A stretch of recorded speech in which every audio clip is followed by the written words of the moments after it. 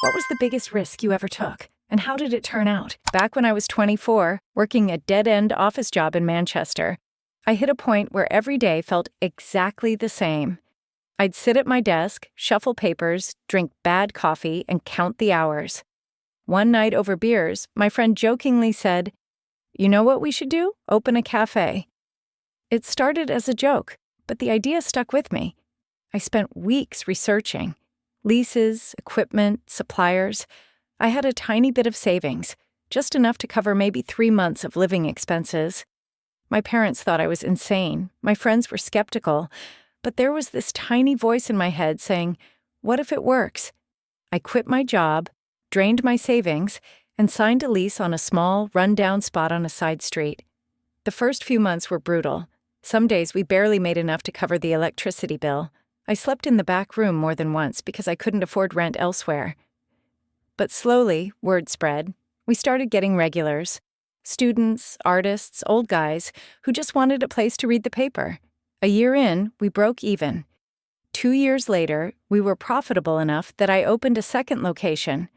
Today, that little cafe is still running, and I'm no longer living paycheck to paycheck. Taking that leap was the most terrifying thing I've ever done, but it also saved me from a life I didn't want. When I was 21, I spent a semester abroad in Barcelona. I met this girl, Sophia, in a Spanish language class.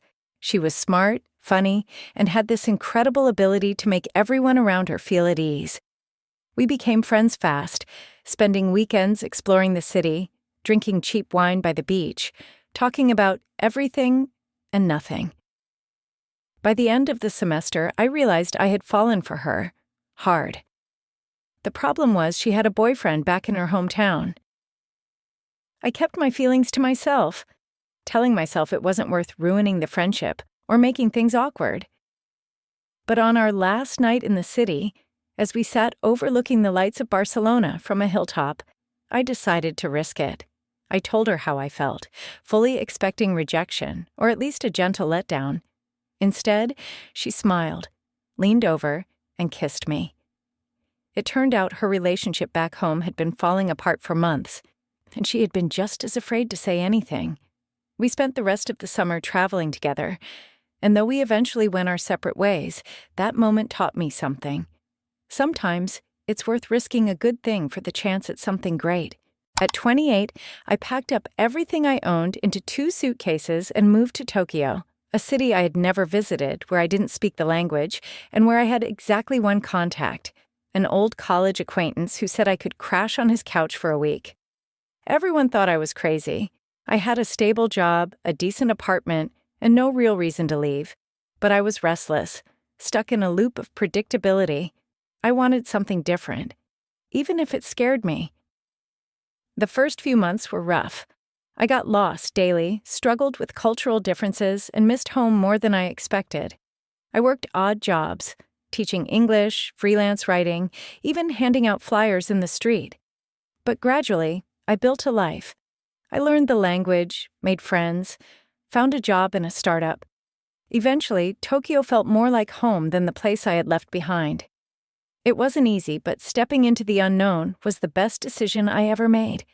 I discovered resilience I didn't know I had, and a version of myself I actually liked. When I was 19, I got obsessed with rock climbing, not the indoor kind with foam mats and harnesses, real climbing, on cliffs where one wrong move could end badly.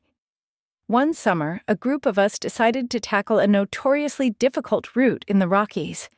I was inexperienced compared to the others, but I didn't want to seem like the weak link, so I agreed.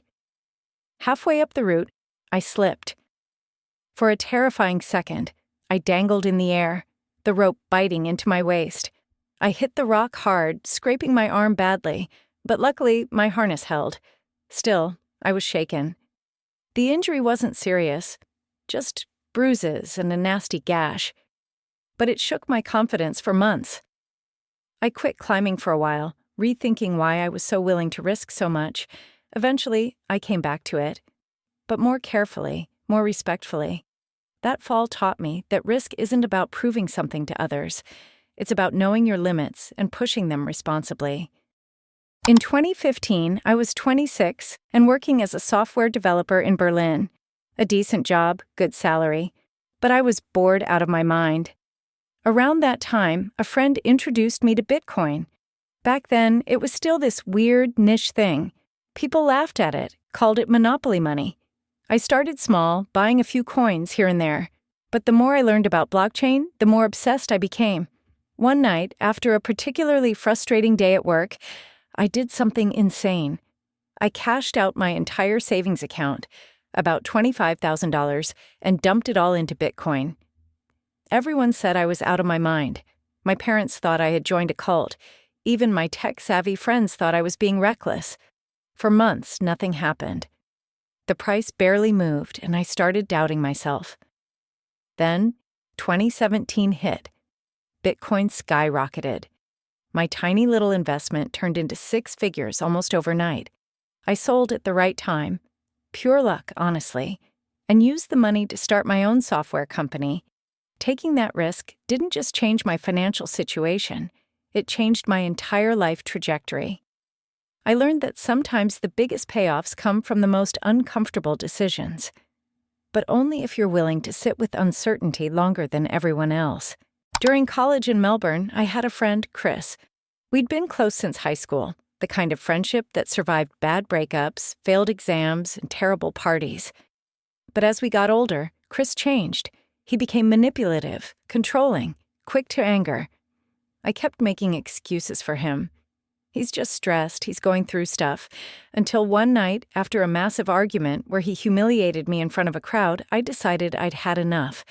Confronting him felt like stepping off a cliff. I risked losing someone who had been a huge part of my life, but I told him, bluntly, that his behavior was toxic and I couldn't be his punching bag anymore. He didn't take it well. He cut me off, badmouthed me to mutual friends. For months, it felt like I'd made a huge mistake. I was lonely and doubting myself constantly. But over time, I built new friendships, healthier ones, with people who respected me. Looking back, standing up to Chris was the first time I truly stood up for myself. It hurt, but it was necessary. At 30, I had what many would call a dream job. Marketing director at a big firm in New York City, corner office, decent salary, prestige. But I was miserable. Working 80-hour weeks, dealing with toxic office politics, sacrificing my health and sanity. One morning, sitting in yet another meeting that felt like a waste of life, I opened my laptop and drafted a resignation letter. I didn't have another job lined up, no plan, no safety net. I just knew I couldn't do it anymore. Quitting felt like jumping into a void. Friends warned me I was throwing away years of hard work. My parents were horrified. But once the initial fear wore off, something incredible happened. I started sleeping better. I had time to think, to read, to breathe. Eventually, I started freelancing, then consulting, and now I run a small agency on my own terms. Walking away from that dream job was the hardest and best thing I've ever done. At 25, living in Toronto, I was over 320 pounds. I had been overweight my whole life, and by then, I had just accepted it. Diets, exercise programs, I had tried them all and failed. One day, after a minor car accident, a doctor warned me that my weight was putting my life at risk. Heart issues, diabetes, all of it. It was a wake-up call. I decided to take a risk I had never dared before, completely change my lifestyle, no shortcuts. I quit my job to focus on my health full-time. I started cooking every meal, exercising religiously, and seeing a therapist to tackle the emotional baggage that came with years of unhealthy habits. It was the hardest thing I've ever done, physically and mentally. I lost friends who didn't understand, battled depression, and faced setbacks that made me want to quit every single day. But after 2 years, I had lost over 150 pounds. More importantly, I gained a life. One where I could hike, travel, and just exist without constant pain. That risk of betting everything on myself was the one that saved me. When I was 27, I decided to take a year off and travel. Not the usual touristy stuff. I wanted to see the world the hard way, backpacking through less traveled countries. That's how I found myself alone in a tiny village in northern Mongolia. where barely anyone spoke English, and the nearest major town was a day's journey away. It was exhilarating, but also terrifying. One night, while camping alone in the steppe, I woke up to the sound of hooves outside my tent.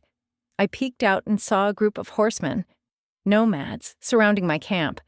My heart nearly stopped. I had heard stories, travelers being robbed, worse. But instead of panicking, I forced myself to stay calm. I stepped out, smiled, and offered them some of my supplies. It turned into an impromptu campfire gathering. We shared food, they showed me how to make traditional dumplings, and we drank fermented mare's milk. They weren't there to harm me, Spig. They were curious about the foreigner camping alone in the wilderness. That night taught me that sometimes the world isn't as scary as we think, but also that solo travel is a calculated risk. You have to trust your gut, stay respectful, and hope that goodwill goes both ways. I've traveled to 30 more countries since, but that night in Mongolia is still the one I think about when people ask why I take such big risks. When I was 24, fresh out of university and working a barely paying job in Seattle, I got a phone call that changed everything. My mother had relapsed, again, and Child Protective Services was looking for someone to take my 12-year-old brother, or he'd be placed into foster care. I was barely making ends meet. I lived in a studio apartment the size of a shoebox and didn't even own a car. But the thought of him being alone, lost in the system, wasn't something I could stomach. I said yes. Taking custody was the hardest thing I've ever done. I had to grow up overnight. No more late nights, no more irresponsibility. We struggled. There were days I didn't know how we'd make rent, nights I cried from sheer exhaustion, but we got through it. I watched my brother go from a scared, angry kid to a smart, kind young man. He graduated high school last year with honors and is now in college on a scholarship. Saying yes to taking custody was a risk, financially, emotionally, but it was the best decision of my life. It taught me that sometimes the biggest risks aren't about betting on yourself, but about betting on someone else and refusing to let them fall.